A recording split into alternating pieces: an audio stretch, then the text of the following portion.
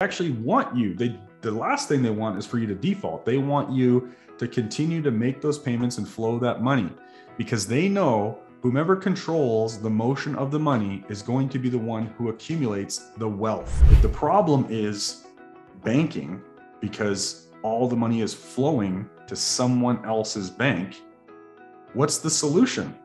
The only solution is the process of becoming your own banker, the infinite banking concept. The fundamentals of banking: lend with security rather than invest with risk. Who's in control of the money? Now, think about this slide for a second. We hear all the ads all the time. We're taught to invest with risk, take our money and put it into someone else's control and take more risk in order to grow it. But aren't banks pretty darn good at creating wealth and creating profit? They are. Well, they don't invest with risk. They lend with security. Let's take a deeper look at who's at control. Well, it's the bank. The bank sets all the rules and the money flows to the bank. They have all of the control. Here's something to think about. What do we think, gang? What is the underlying asset? What's most important to the bank? Do they want you to default? Do they want that piece of real estate? Is that the asset, or is it the payment stream? The underlying asset to the bank is the payments. That's all they care about. They actually want you. The last thing they want is for you to default. They want you to continue to make those payments and flow that money, because they know whomever controls the motion of the money is going to be the one who accumulates the wealth. Now, let's take a deeper dive in what I mean by that. Let's examine the actual process of banking. And again, what the typical Canadian is doing. Now, regardless of what your objectives are, regardless of what you're doing, just replace the examples I use with examples in your own life. Okay, so let's just look at a simple example.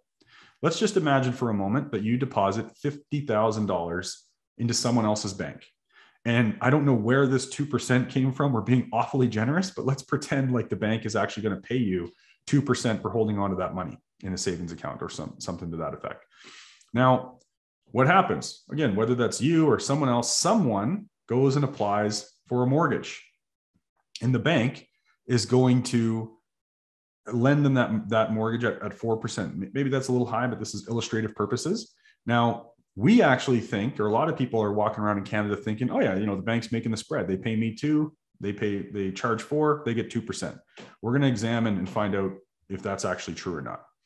Well, if you buy a home, the money is going to flow to the seller electronically. But is that seller, what's the seller going to do with the money? It flows right back to the bank. Remember the globe? Only one pool of money, right? Money flows right back to the bank. They get use and control over it again. They can't let it sit still. What do? Well, they lend it out to the guy who needs a new vehicle, or the young couple that walks in, or whoever just bought the home. Hey, I need a vehicle too, right? So now they're going to lend money to finance a car at 5%. So they're making some spread there as well. And the dealership, they don't have a big safe in the back of the warehouse. They don't have a giant mattress to store the money under. They flow it right back to the bank as well. Again, the bank gets use and control over the money.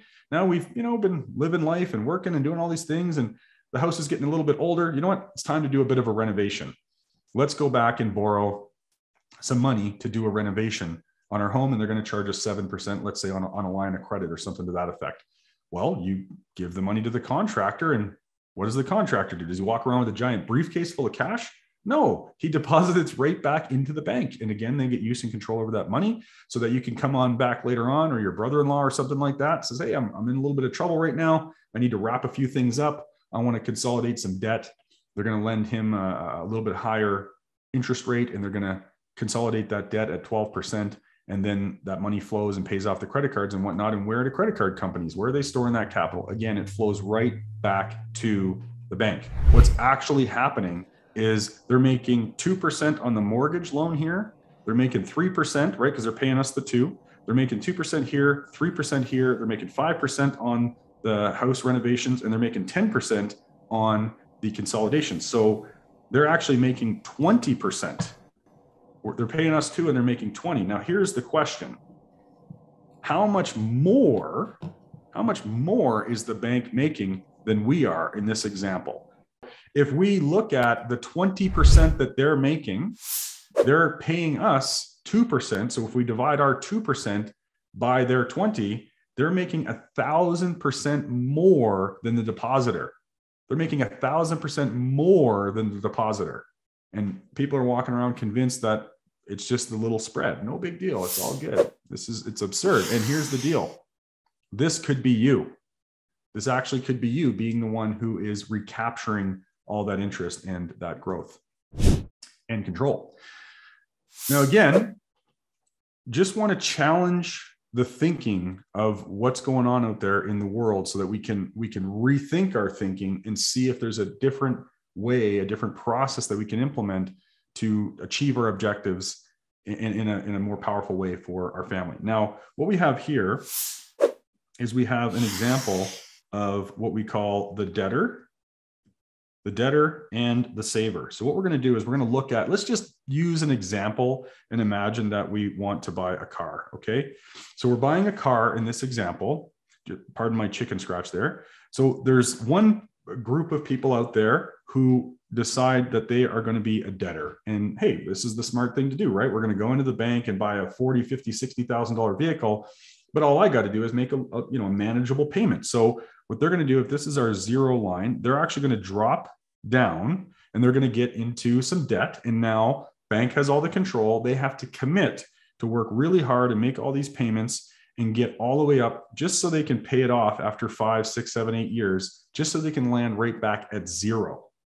Now, after 5 or 6 or 7 years, maybe you've expanded the family, maybe you're earning more income, maybe you want a nicer car, maybe they go even further down and the payment's bigger and they do the exact same thing and they have the vehicle and they think that this is a fair exchange because, hey, I get the vehicle, they get the money, everybody wins. Well, what happens if life happens and for some reason you have some sort of interruption in that payment pattern? Well, the bank is obviously going to come and get your stuff. So you don't actually own anything until the final payment is made. And now we continue this pattern on for the rest of life. And we've gotten all these vehicles, but we end up with no money.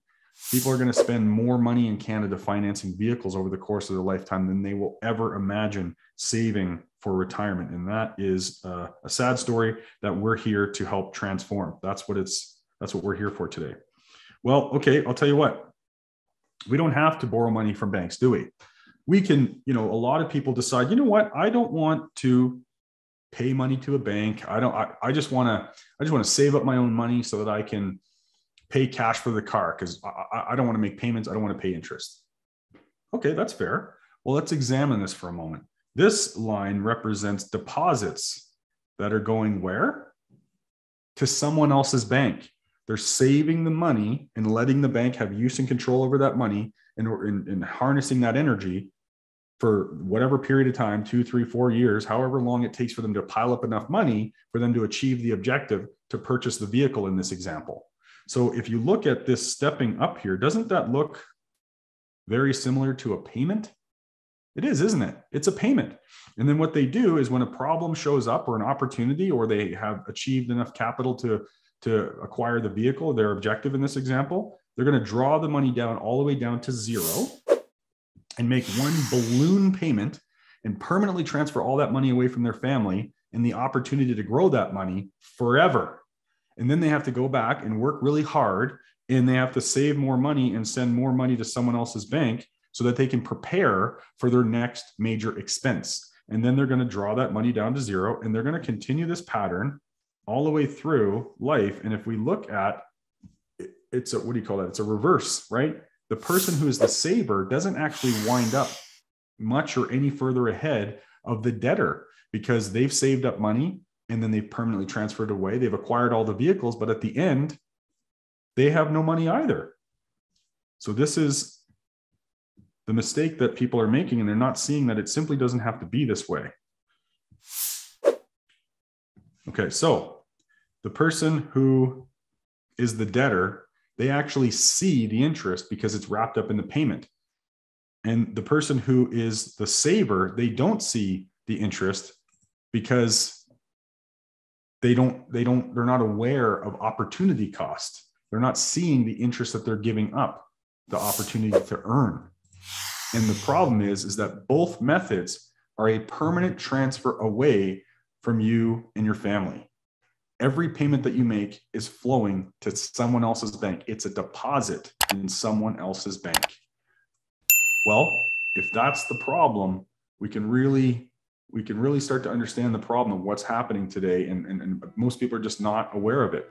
Well, if the problem is banking, because all the money is flowing to someone else's bank, what's the solution? The only solution is the process of becoming your own banker, the infinite banking concept.